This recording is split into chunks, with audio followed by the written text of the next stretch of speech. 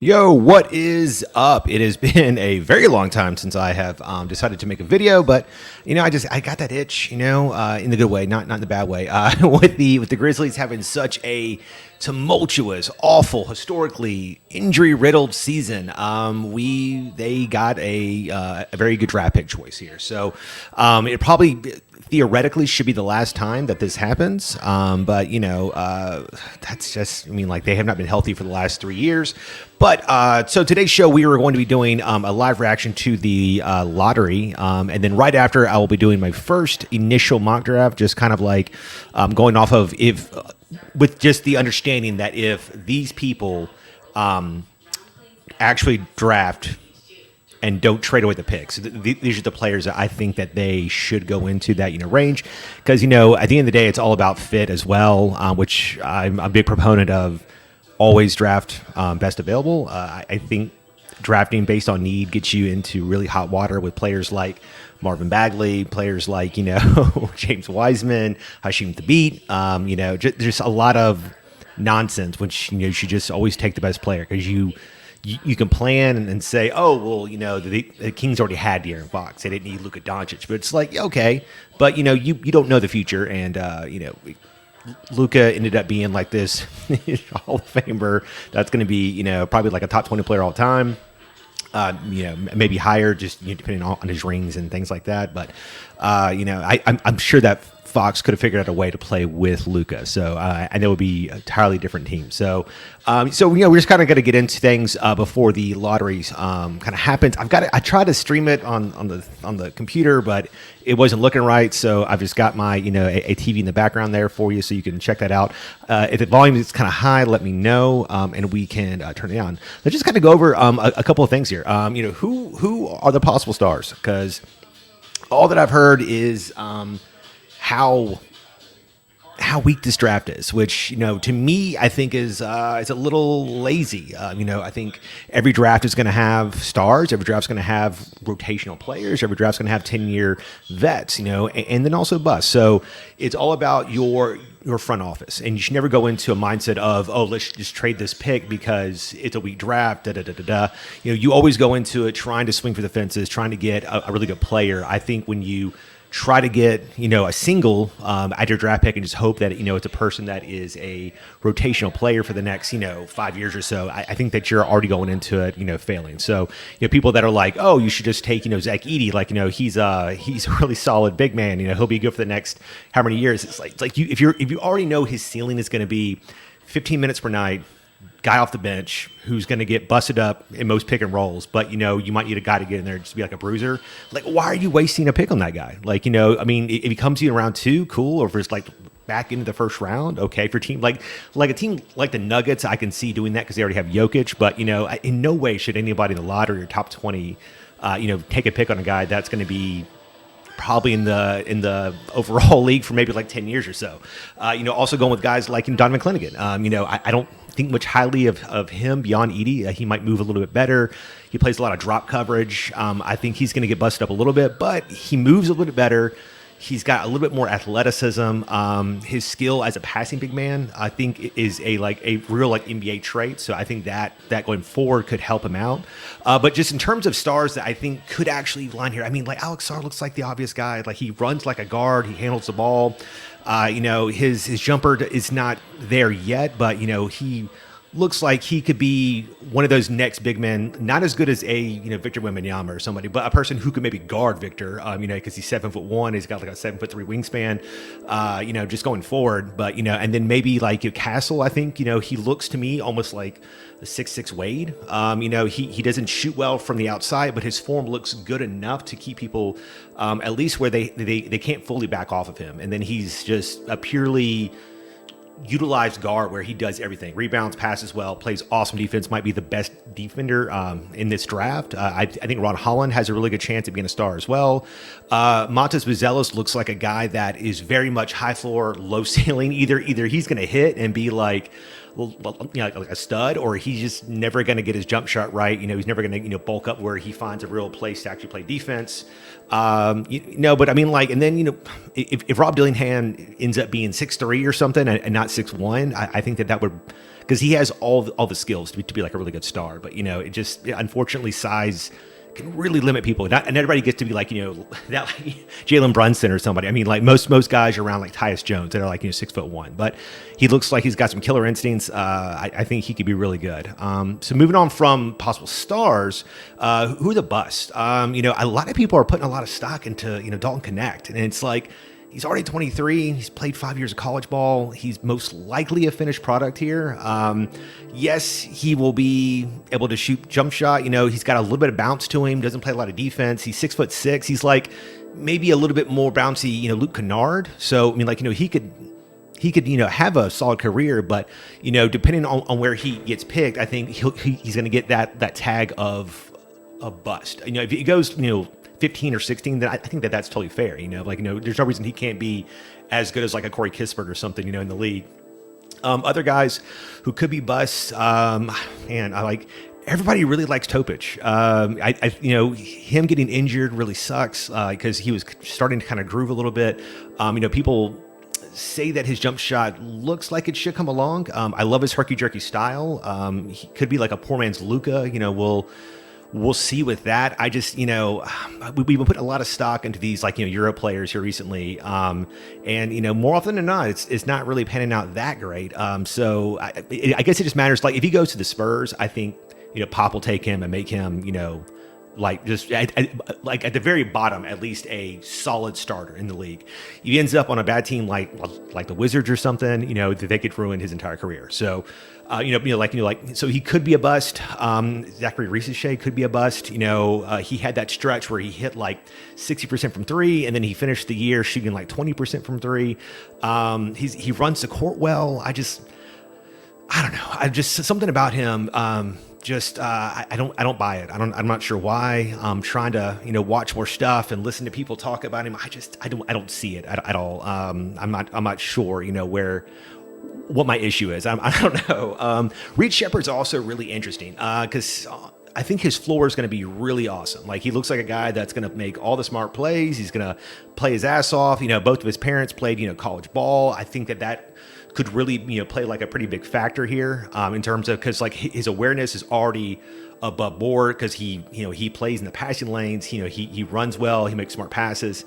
It's really going to be if he can learn to shot create at the next level. Like, I'm not really worried about him being able to like really get around people. It's more or less him learning how to be more crafty and, learning to play like his spots. Now, if he can be an above average defender in that guard role, I think he'll have like a 15-year career. Like there's no reason he can't be like a better JJ Redick or something.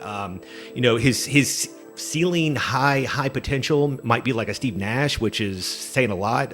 But he shows a lot of things that Steve also showed in college, except Steve could he would just pull up in people's faces. He was way more aggressive as a scorer, but Reed played off the bench, so I'm not sure if maybe those roles have been like reserved or had been like reversed. I don't know how that would have played there, but I don't know. He could be really good. I brought up Matas Buzelis a little bit earlier, who could be like a possible star. I love the fact that both of his parents are from Latvia. They both, played, pro ball. I thought that was really cool. Hold on. Let me change this over. Where's my remote at? One sec.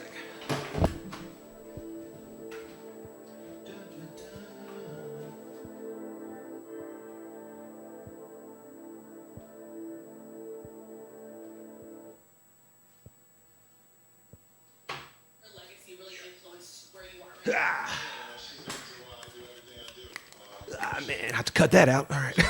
Sorry about that. I thought that it would just change over, and it didn't. I mean, like, I think that, this isn't going to be like, this isn't 2003, obviously, draft, where there's like, four obvious superstar, Hall of Fame guys. But, people have also been saying it might be like the 2022 with like, or 21 with like Anthony Edwards, where, it was him and Ball and James Wiseman. Like, that's what most drafts are. I think there's a lot of really solid players here. Before we get into it, like, who are some teams that need to draft really well here? Because there's a couple teams that have been waffling for a while now that have just not been good. Like, you look at Portland. They'll have a couple picks here. Hopefully, I feel like they have some really good guards, but I think this year is really big for Scoot. I don't think you can really call anybody a bust after 1 year. It needs to be at least 3 before you can really figure out where they're going. And even then, certain guys have turned it around. Like, a guy like Otto Porter, Kobe White, came in. People thought he was not really good, and then last year he was awesome. It just takes some guys a little bit of time to really figure out and really grow, and hit those spots. Yeah, but I think Portland really needs to figure out what they're doing. They traded for DeAndre Ayton. Who, I don't know. His contract is huge. It really makes you think about if he loves the game overall. Odds are he's just doing it because of the money, but we'll see. So maybe they go after like a Clennigan or something or whatever, or Sar if they get high enough. I kind of see them going after maybe like a Ron Holland. They really need larger wings. Because I assume Jeremy Grant is on his way out. Maybe like a Cody Williams, maybe like a Reece Shea, falls to them and can play the 4. I don't know. I think the Hornets are also on this list that they really need to just knock this out of the park. Other teams have kind of built up a little bit of credit where they can, not have to do everything right, but they're able to do some stuff right and everything. So, but yeah, maybe Detroit. They've been awful for a while now. If anybody needs number 1 pick again, it would definitely be them. I don't know what the hell's going on there because they have talent. You would think on paper with Jalen Duren, Cade Cunningham, Jaden Ivey. I really like Sasser. I like Stewart. I'm not sure why it's just not working there. I don't know if it's the pieces, if it's the coach, which was always a weird choice to hire Monty Williams. I feel like he's more of a veteran coach as opposed to getting somebody that is really gonna bring along talent and boost them up. Maybe having like a younger coaching staff would have been better for that. Also kind of weird that they have Donovan there, which is kind of crazy. Man, I remember watching this, and they would years ago, and it was not like on a stage at all. It was not like this big production. It was literally they were just in a room, and then down the hall in the closet that they were doing all of the lottery stuff. I'm also going to be pulling up here. Let me pull up 1 second here. Yeah, so this is going to be I'll switch this around where it's.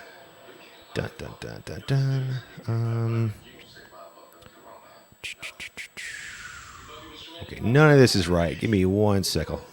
There we go. Okay, so this is just like a basic, kind of like percentages in terms of where the chances of people getting things.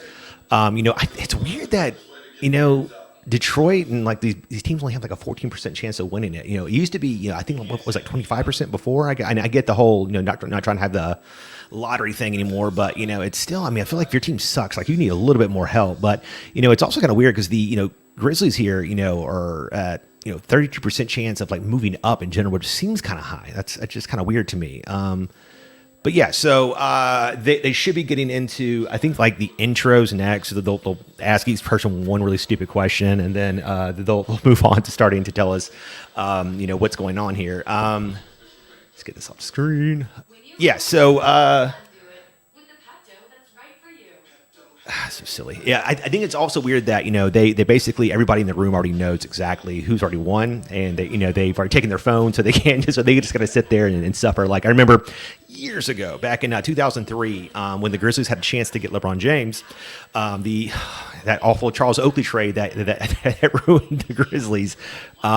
We were originally, I think, slotted at 6 or 7, and we moved up. And I remember I was sitting in my room and I started running around the house oh my God, we're up there. And then it hit 3, and I was like, oh my God, it's not us again. And then when it hit 2, you could see Jerry West's face where just part of him died. You were like, oh, he just aged 7 years. You just saw this possibility of getting one of the greatest players of all time. And now not only did you not get that, but you also have to give the pick back to the Pistons, which was just awful. But then the Pistons wasted it by taking Darko. So, it's just, a little bit of karma justice there and everything. But, I that was a big talking point here in Memphis for a long time. That what if factor if if the Grizzlies had gotten James, which the league would have never allowed, but if they had, that team won like 50 games that year. And just imagine throwing James on a team with Pau Gasol, who ended up being this like Hall of Fame forward, and then Mike Miller, Shane Battier, Jason Williams. They had like just all this talent. It would have been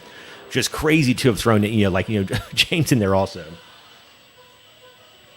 Man, obviously, like I'm hoping that the Grizzlies, move up. Is there anybody that is wanting their just any teams in general to actually like move up, or is everybody just kind of just caring about their own shit?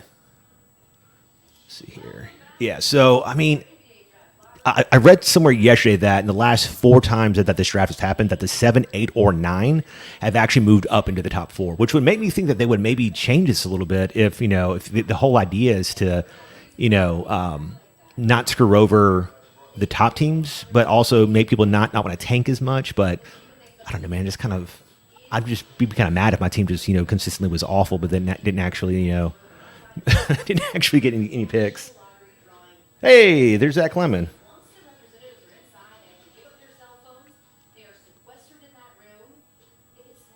Man, are there any draft people that think that like it's all fake, it's all rigged?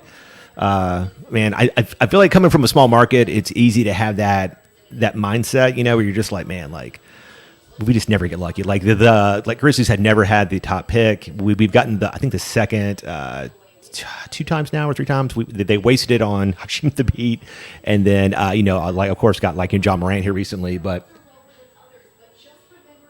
Yeah, so I just, but it does seem weird sometimes where that hometown kid, when like it was Derrick Rose and the Bulls moved up, and when it was LeBron James and the Cavs moved up, here recently with like with Victor Wembanyama, who's like this big fan of the Spurs, and it's like this obvious thing. I don't know. Sometimes it feels a little weird, but I don't know. The optimist in me just hopes that it's not all cheating. Keegan Murray, man, like I really liked him out of college. It's cool to see him doing well.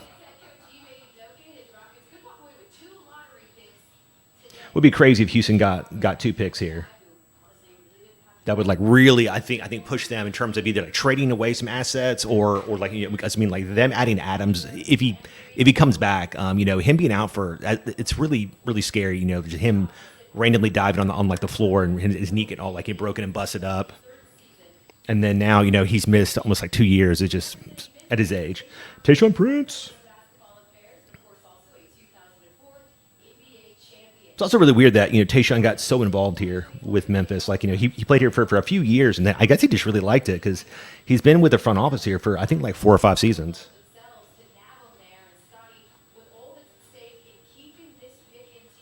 I wonder who's the best running mate for Scotty Barnes also. Like, he's really multifaceted. Is he better on the ball? Is he better off the ball? Is his ideal person more of like a knockdown shooter? Does he need more of like a versatile bruiser? I wonder who would be really great with him. Because, like when they had Pascal and him and then also like OG, like you're thinking like, man, that's like, that they should be able to switch nonstop and do all these things. But for some reason, it just didn't work for some reason. Oh, Scoot with the Din and Dan look. Oh my gosh. From Canada. He looks really happy to be there too.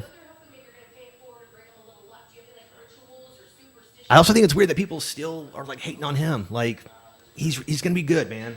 Like he'll be solid. I did think it was kind of weird to take him when you already had Shannon Sharp and Simons. It's like you already have 2 really good guards. I don't know why you're taking like a third guard trying to run like this small unit together that are all like ISO scorers.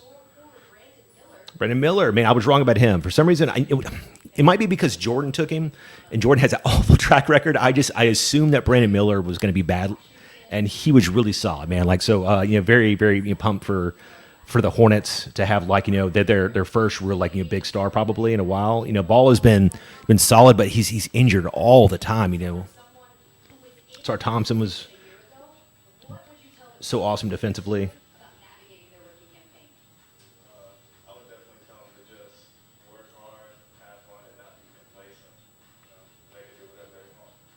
Man, I can also say that I I'm praying to the basketball gods that the Grizzlies get the hell out of the West. With the expansion coming up, I think in 2025, they're adding Vegas and Seattle is what it sounds like. One team is going to get to go east. Memphis is technically the farthest team east. I would love to run from the West. It looks like it's going to be a murderer's row for the next 10 years with the T-Wolves, the Thunder, the Rockets, the Spurs, the Mavericks maybe just, on if they can actually start doing things right. Rich Joe. All right, so let me pull this up. In the 2024 NBA Draft presented by State Farm will be made by the Portland Trailblazers. As expected, Okay. received this pick from Golden State, who could only have kept this pick if it had landed in the top 4. The 13th pick belongs to the Sacramento Kings. All right. I think everything is how it's supposed to be currently. Should be Houston next, it looks like. Ooh. Hold on. This also expected Okay, yeah. pick from Houston due to the Russell Westbrook. That's right, yeah. I had to move up. The 11th pick in the NBA Draft will go to the Chicago Bulls. Okay. So it should be what, the Hawks next? So if we're Grizzlies fans, we don't want to see 9, 8, or 7. The Utah Jazz. This means that Atlanta Wow. and Houston have both moved Wow. up 4. You see the That means that Memphis has fallen. That sucks. Hopefully it's not 9. 9th pick goes to Shit. Man, fuck. Man, 8th pick will be made by that is rough. the San Antonio Spurs. Wow. San Antonio receives this pick to the Jakob Poeltl trade. Had the pick remained in the top 6, would have stayed with Toronto. That's rough, man. That's rough.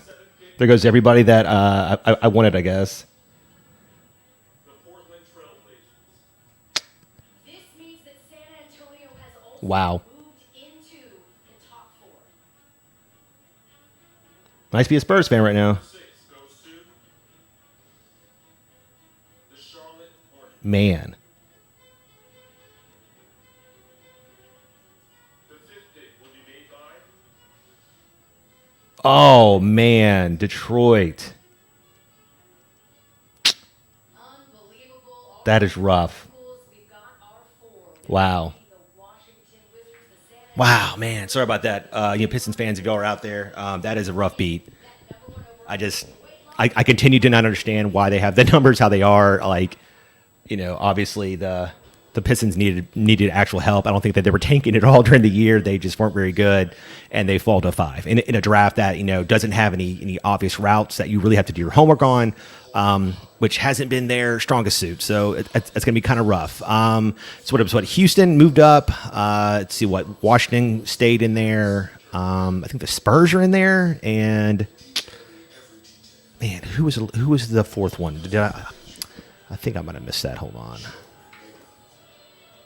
Was it the Hornets? It was the Wizards, Spurs, Houston, and the Hawks. That's a huge jump for the Hawks, man. That's crazy. I don't think they only had a 13% chance of that. That's insane. With one key, you can earn Man. rewards on hotel stays. Well, Cool start.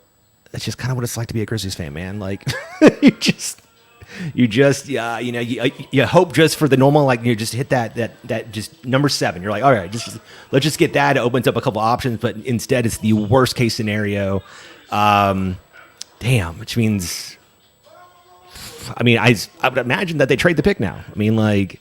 Everybody that's going to be really worth a gamble will be off the board, and then guys like Dalton Connect will be there probably, who I don't think is.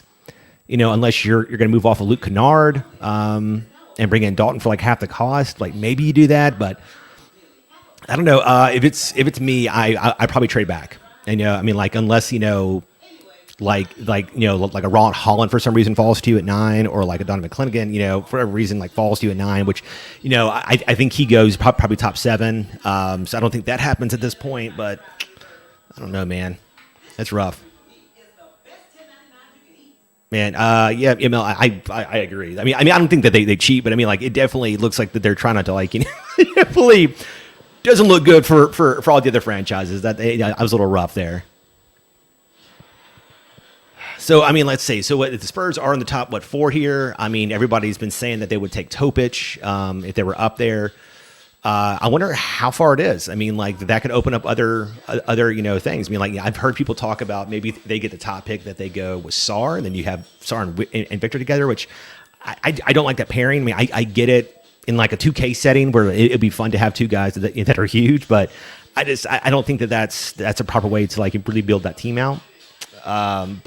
I don't know, maybe Ricochet. I mean, yeah, I would assume it'd be Topic, who's probably like a top 3 guy. I mean, like, yeah, or I don't know. They've been doing like great job. I mean, like, thankfully the like Thunder didn't move up or anything. They already have this amazing wealth of talent. They don't need any more talent there. Man, let's see. I guess I hope that it's Washington as number 1. Since they're so far away from being competitive.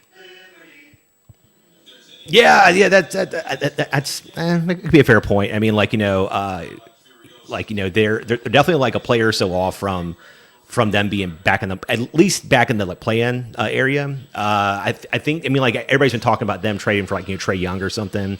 I don't know. I mean, I think. Based on this pick, that could definitely change some things. I mean, maybe they send this to to like the Hawks for like for Trae Young, and the Hawks have got 2 top 4 picks to kind of like to have like that like fast track rebuild or something or whatever. Man, I wonder. I mean, like, Rob Dillingham's also. Yeah, I just don't know. Like. Man, the combine is going to be really, really important now. You've got now that players have to actually, do all their measurements, turn in all of their like all of their medical stuff, and everything. It's very important now. So at least we'll know exactly how big guys are if they're fully healthy, as opposed to before where they just didn't do anything. I definitely agree. The Wizards desperately need the pick. The 4th pick in the NBA draft goes to Spurs get 4. Okay, from 8 to 4, it's pretty good, man. The Rockets get 3. Wow, so the Hawks are in the top 2. Holy crap! the 2nd pick will be made by Wow, the Hawks moved up and got first. number 1 pick in the 2024 NBA draft goes to the Atlanta Hawks. That's crazy. That is crazy. Wow. They had a 1% chance and got the top pick. Whew. Man, that's yeah. So I guess wow. So that gives him so many options now. Like, because I did not expect Atlanta at all to move up. That's crazy. Whew. So obviously they could take Sar, I guess, if they wanted to, right there. And then keep Murray. And yeah, I agree. Like, you could definitely trade Trae. For extra assets. There's guys like Brandon Ingram available. You could trade to the Pelicans, for that. I don't know. That's pretty crazy. I wouldn't do it, but you can maybe trade to the Heat for Jimmy Butler. He's kind of very disgruntled currently, but just at this point, I don't think the Heat have enough assets to really pull Trae. I think Butler's more of a bigger name. And he's been so injured. Man, that's rough. That's rough if you are a fan of Wizards or the Pistons. Look, I guess the Wizards are still at 2, so it's not that rough. But so all right. So let's go to all right. So let's just.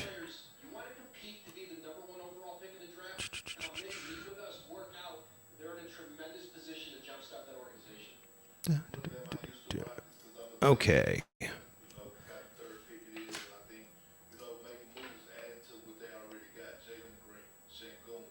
All right, that's not going to work. Hold on. Let me see if I can get this to work correctly here. Hold on.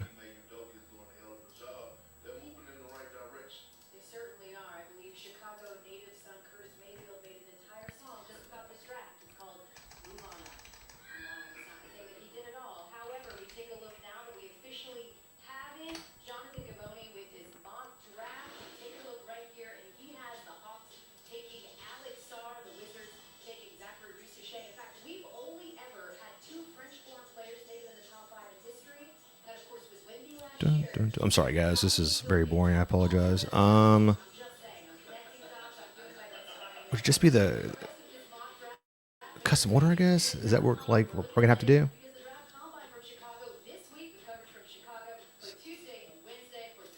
Okay, hold on.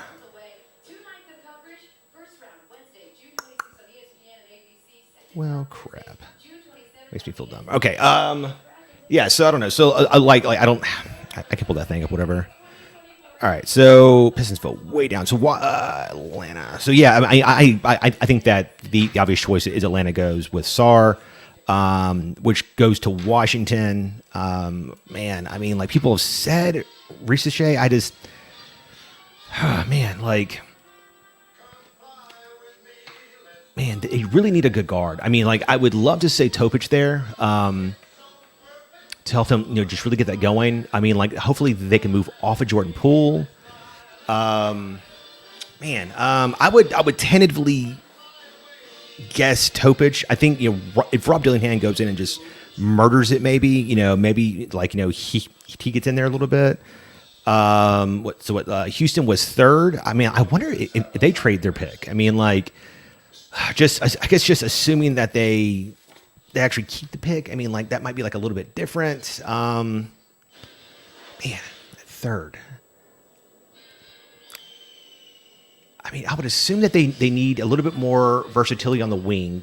I mean, I think Ron Holland could be really awesome there. He's 6'6". Him and Akeem Thompson could be really fun. Cody Williams, maybe if they're, wanting to like kind of like swing for it a little bit, he's 6'10", he's really good on the ball. That could be pretty cool. Let me mute this music back here. I can't actually, I don't have a remote.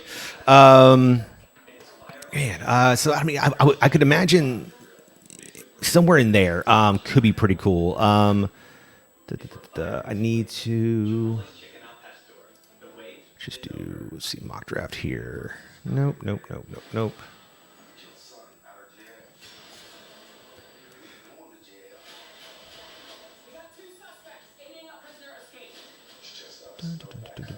Sorry.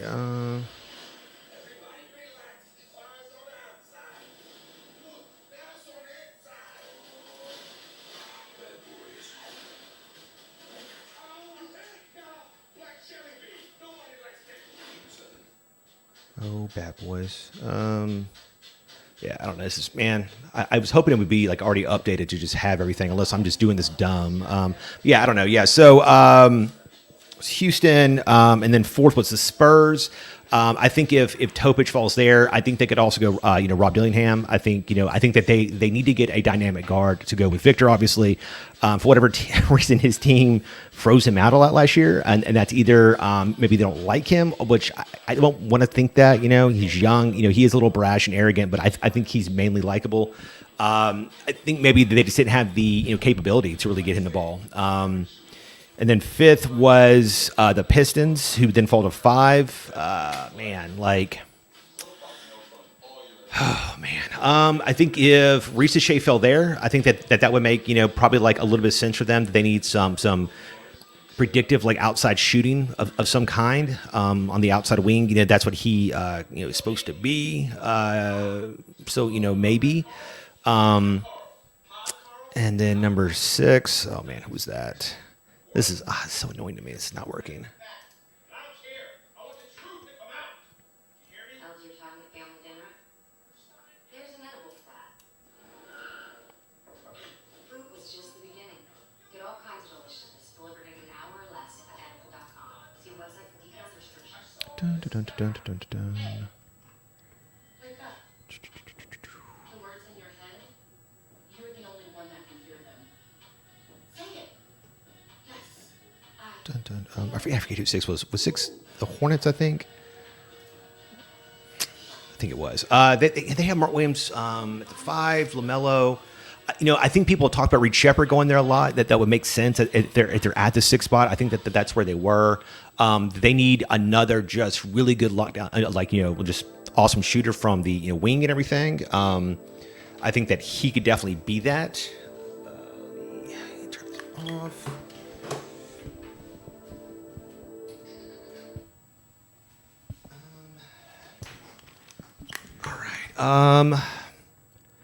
Let's see here. Yeah. So, and then 7 wasn't us. We fell to 9 here. Yeah. It was okay. Okay. Yeah. So they've got. Here we go. Okay. So yeah. Castle's also great. He can maybe go there as well. I think like him, him and Ball would be really good together. That might be like a fun pick. Montes Bizelas could be like okay there as well. Portland, I think, if they had, a chance at Castle or Ron Holland, I think that would be really smart. They need a big, strong wing as well, to pair with, those, those guards, coming down and then Spurs getting another pick, which is just so awesome for them. I fully assume that they probably, trade this one or move it. But, if they don't, what's something else that they could really use? I would, Dalton Connect, at that high up, as like a really good shooter. He would come in, he could do things right out of the gate, which could be kind of like smart for them. Based on how things have kind of panned out, I guess I would say Donovan here, even though I wouldn't be happy about it, but it just kind of is what it is. Coming down here, to 10, I would say, if Holland is still here, if Castle's still here, I would definitely go, in that direction as well. The Bulls, I fully expect for them to trade this. I mean, I don't know, they're in such a weird place where they're kind of not good, but they're kind of on the verge of being okay. It's very much, do they just ship Zach LaVine? Do they just let, DeMar DeRozan walk? I don't know if Vucevic's contract is up or not, but, it's just they're on that verge of should we, shouldn't we, type of thing. And I don't know, man. I'm glad I'm not a Bulls fan. It seems really tough because they always have some solid players, and then things just do not work out for them. Thankfully, the Thunder did not move up. That would have been awful for everybody. I mean, at this point, they can do pretty much anything. They need a really good shooter. I think Dalton Connect here, mocked, whatever makes a lot of sense. And then you get to 13 and 14 here, right at the end of the lottery. I imagine maybe the Kings might go with a Tristan da Silva or something at this point. Jared McCain could go a little bit higher here as well. Maybe to the Jazz at 10. But if Portland has this pick as well, maybe like Yves Missi, I think could make sense. He's 6'10", he's really bouncy, he's really good on defense. He could probably play with Ayton. Maybe try to move Ayton to the 4 at that point, maybe, or like Kyle Filipowski, is more of a traditional power forward. He could maybe work there as well. I kind of think that for some reason Johnny Murphy's gonna blow up and jump into the lottery when I think he's one of those really high bust guys. But I don't know, man. I'm kind of trying to deal with the fact that the Grizzlies fell to 9. That was the worst case scenario here. I think that they will, probably trade the pick now because at 9, I mean that doesn't really do you anything in terms of really trying to get. I mean, maybe they try to move up. I just don't know how or who they would trade with to move up, or what that they would be willing to give up assets to get to. Finding G.G. Jackson last year and Vince Williams has been found money. So, that's been really helpful, but it's going to be tough. All right, guys, thank you so much for joining. Be on the lookout. I will be joined by Chip Williams and maybe Parker Fleming from Grizzly Bear Blues to us to do like a full first round mock draft where we'll each take a team. I'm also working on a in-season documentary called the Memphis Grizzlies Revenge Tour. So I plan on I'm planning on maybe 10 or 12 episodes on that, just intermittently throughout the year. So for instance, I'm gonna do one on the awfulness of last year, and then I'll do one on the draft, summer league, training camp, just things like that. Maybe 10 or 15 minutes long each.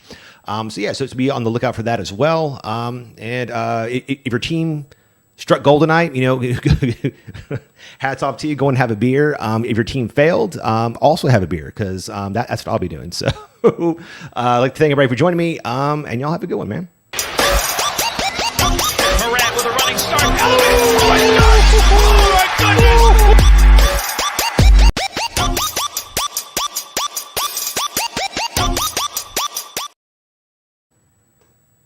Okay, let's be done with that. Edits when that's done.